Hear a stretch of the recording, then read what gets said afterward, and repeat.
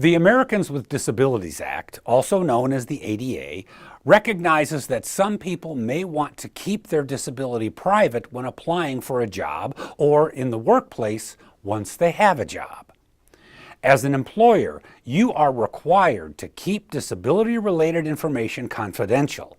However, you are also allowed to obtain certain information about a person's disability when evaluating a request for a reasonable accommodation. This video will provide you with information to help you follow the ADA's requirements on disclosure and confidentiality.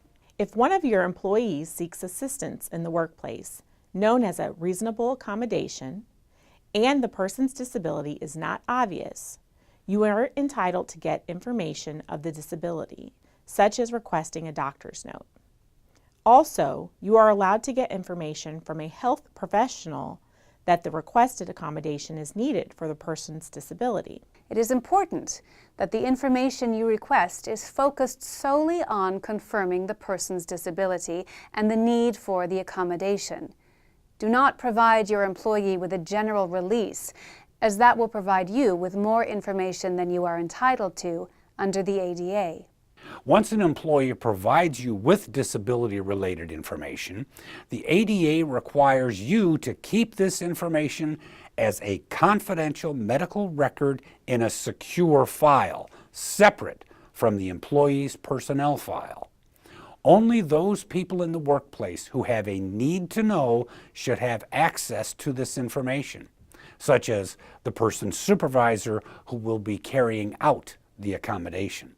Although some courts have said that these confidentiality rules do not apply when an employee voluntarily shares disability-related information in the workplace, the best practice is for you to keep any disability information provided to you confidential.